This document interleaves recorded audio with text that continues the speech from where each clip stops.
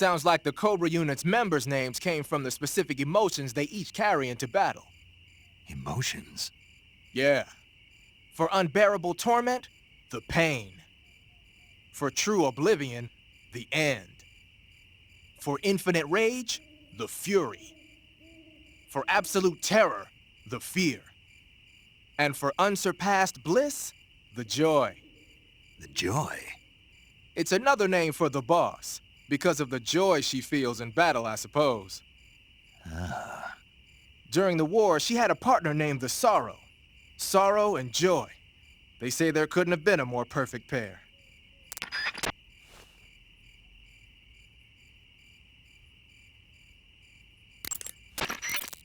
The Davy Crockett's that the boss took with her when she defected are mortars that fire nuclear warheads. They're named after Davy Crockett, the hero who died defending the Alamo in the Texan War of Independence. Remember the Alamo. That's right. The warheads are equivalent to between 10 and 20 tons of TNT. Every building within 150 yards of the hypocenter is completely obliterated. But the warheads the boss had with her were some kind of experimental super bomb, so they're actually even more powerful than that. I don't even want to think about what would happen if she used it again. Snake, you know what you have to do. Yeah, I know.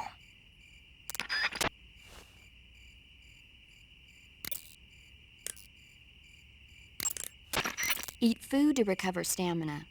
Capture plants and animals to get food. I have information on the local plants and animals, so don't hesitate to ask.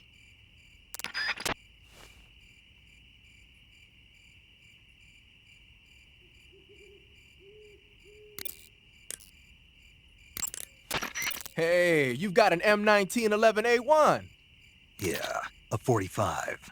50 years since the Army adopted the first model, and they're still using them.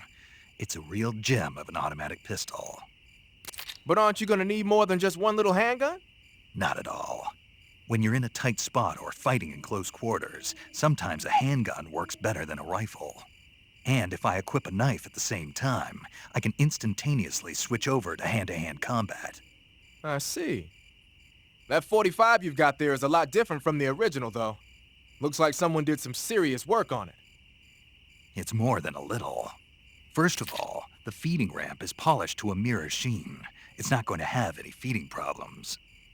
The slide's been replaced with a reinforced version, and it meshes perfectly with the frame. The frame itself has been iron welded and scraped down multiple times for maximum precision. The front strap part of the frame has been checkered to make it dig into the hand. That prevents any slipping. The sight system's original too. It's a 3-dot type. It's got an enlarged front sight, giving it superior target sighting capability. The regular hammer's been replaced with a ring hammer. That enhances the cocking control and increases the hammer down speed. They also reworked the grip safety to accommodate the ring hammer.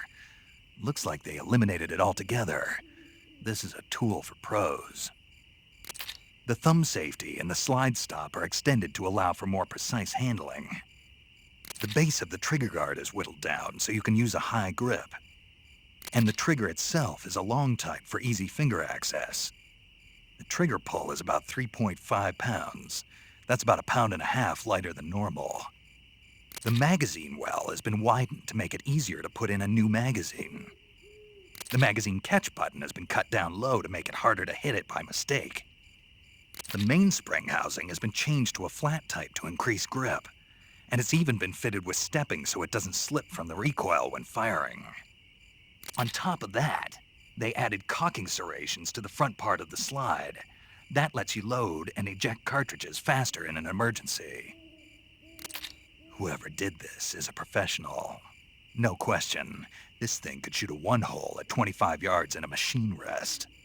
Well, I'll be damned. That's some gun. Yeah, I've never used a weapon this fine in my life.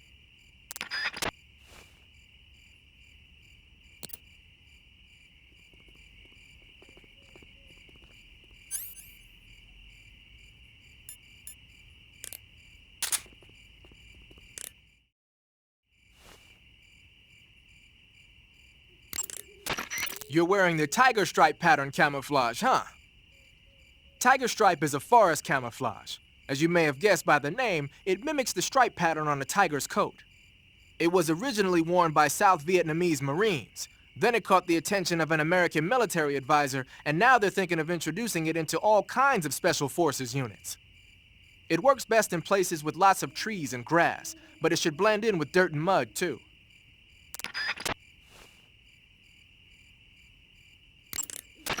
Pattern clothing, face paint, tactical movements. These are the elements of camouflage that will allow you to deceive your enemy. To camouflage yourself, first press the Start button to check out the survival viewer. Then select Camouflage, and you'll see two more options, Face and Uniform. Choose Face to apply face paint, and Uniform to change your field uniform. Simple, really. Make sure and choose something that'll match your surroundings.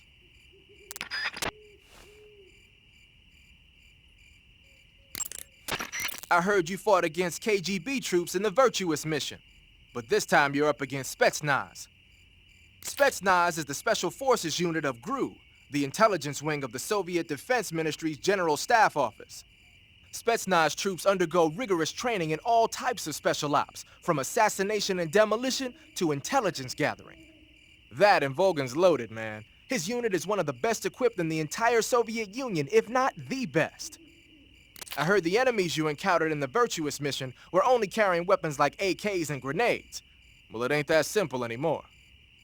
In addition to AKs, some of the patrols you'll encounter might be equipped with Scorpion submachine guns and shotguns. The Scorpion is even lighter than the AK, making it much easier to handle. Basically, a guy with a Scorpion is not gonna miss you as often as with an AK. The shotgun is a powerful weapon. One blast is enough to floor you, and you're likely to be seriously wounded. Watch for that, man.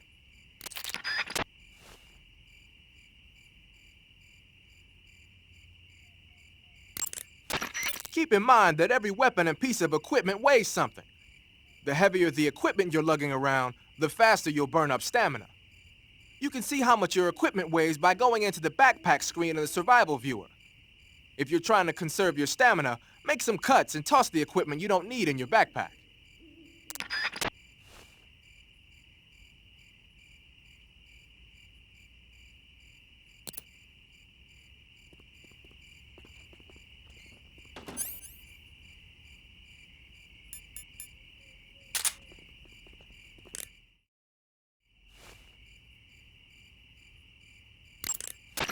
Got yourself an AK-47, huh?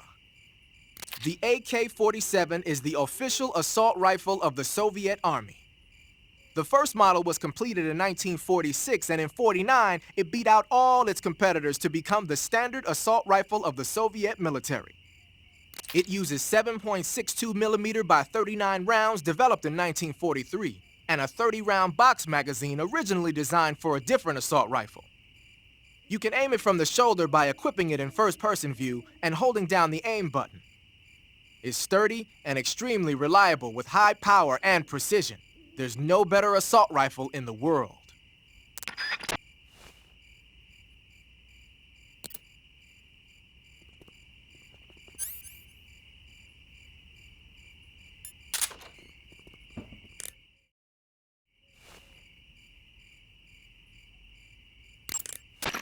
Ah, I see you got yourself an M37.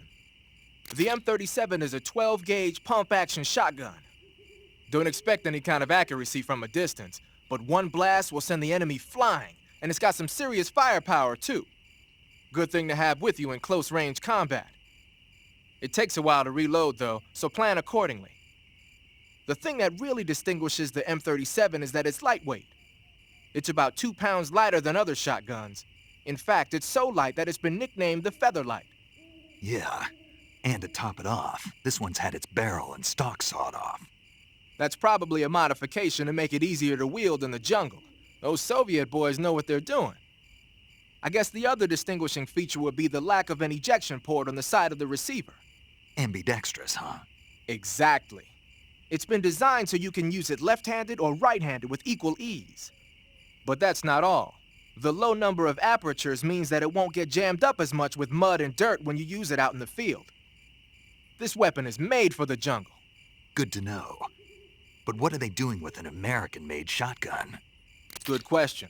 I guess they could be doing research on Western weapons, but did you ever hear about the SAS using shotguns in the jungle combat in Malaya? Just stories.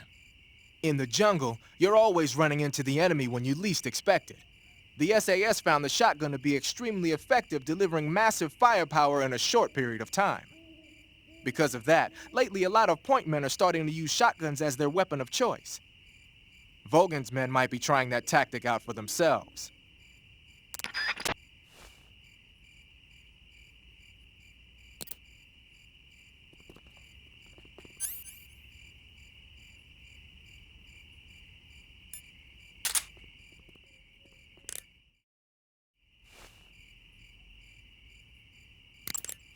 When you're using the assault rifle, pressing the left stick will hold it at waist level.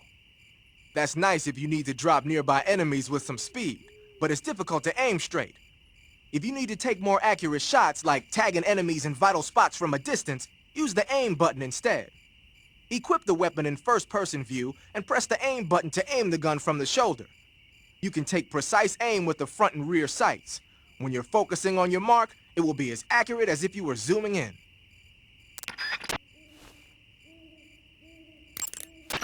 When you fire continuously with a gun like the assault rifle, the recoil will cause your shots to veer off target. But if you crouch or lie down, you can suppress the recoil and keep a tight fire pattern. So when you gotta hit that bullseye, take a low position.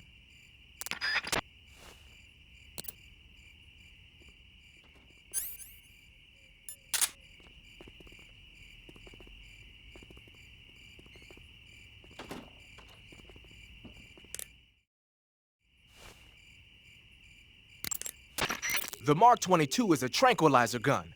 You can use it to take enemies down without hurting them. The thing is, the amount of time it takes for the tranquilizer to work depends on which part of the body the dart hits. If you need to drop an enemy in one shot, aim for the head. The Mark 22 can also be equipped with a suppressor. With a suppressor equipped, you won't need to worry about anybody hearing the shot. But the suppressor will deteriorate each time the gun is fired. The durability of your suppressor is displayed on the weapon icon whenever the suppressor is equipped. Be sure to keep an eye on it. A suppressor can be unequipped by pressing the enter button while the weapon window is open. It's a good idea to take the suppressor off a gun when you don't need it.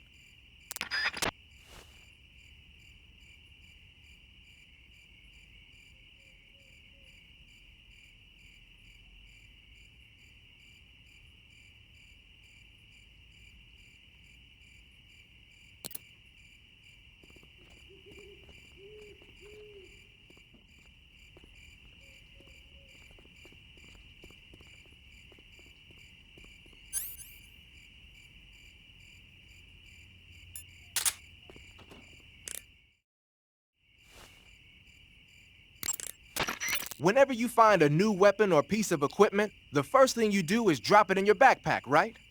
But you can't use your new goodies if they're just sitting in your backpack.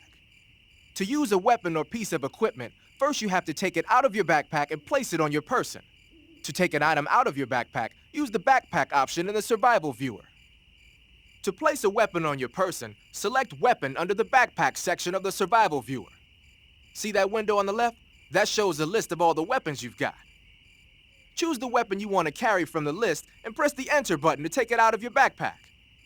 Just remember that there's a limit to the number of weapons you can carry at the same time, so put back any stuff you don't need. To put a weapon on your person back into your backpack, choose a weapon that's already on you from the weapon list and press the Enter button. Or you can just line up the icon for the weapon you want to put away with the lower right and press the Enter button. Do whatever works best.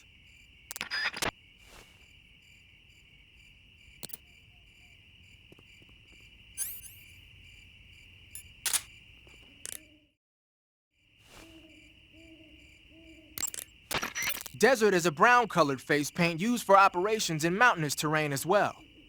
It should let you blend in well in mountain and desert environments.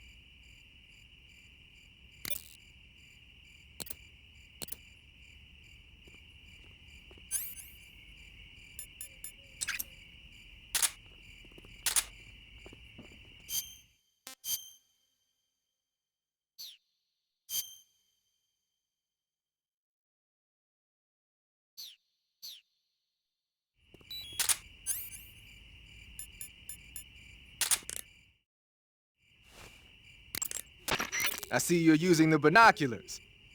Those are high-performance binoculars made especially for the military.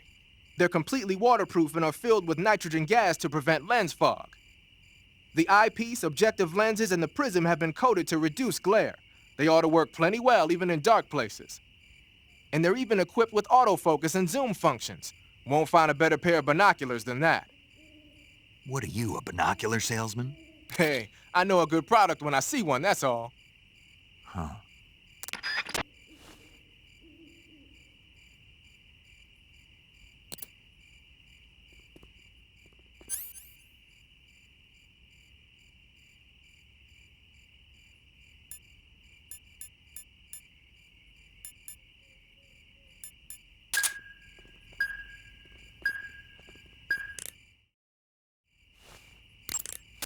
Using the anti-personnel sensor, I see.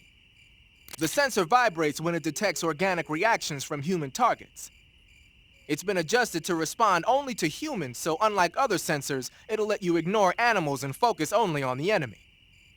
It'll even detect enemies that aren't moving, and you won't have to worry about it giving away your position. But on the flip side, it won't tell you the exact location of the target. Keep that in mind when you're using it. Also, remember that when you use it in first-person view, it'll only scan in the direction you're facing.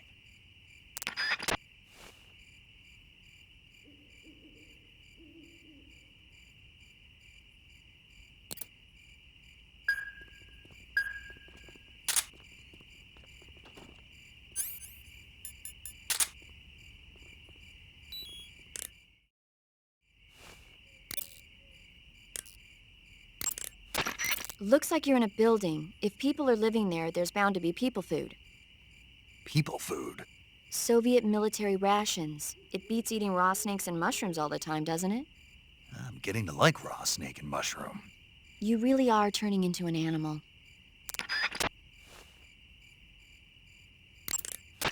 Snake, What? are you smoking a cigarette? Nope. Yes, you are. It's not a cigarette. It's a cigar. Same thing. Not at all. In fact, there's a world of difference. There's nothing quite like the rich smell and mellow flavor of a cigar. And that thick, luxurious smoke is almost sensual when it... Yeah, whatever. You know something? Probably not, but I don't want to hear it. Well, you don't have a choice. Uh, Cigarettes are bad for you. it's not a cigarette. It's a... Quiet, you. Smoking is bad for you. In a recent study, scientists found that tobacco smoke is full of carcinogenic substances, like nitrosamines. You know what that means? It means you're going to give yourself lung cancer if you keep on smoking. But that's just what some scientists think, right? Oh, give me a break. I heard it was just a bunch of hoo-ha. Do you really believe that? Sure. God, you're gullible. You ought to read this year's report from the Surgeon General. It proves beyond a shadow of a doubt that smoking causes lung cancer. Pretty soon the whole world will know that smoking is bad for you. Better quit now before it's too late. But... And don't tell me cigar smoke is harmless because it doesn't go down into your lungs. It just means the cancer shows up in a different place. Got it? yeah.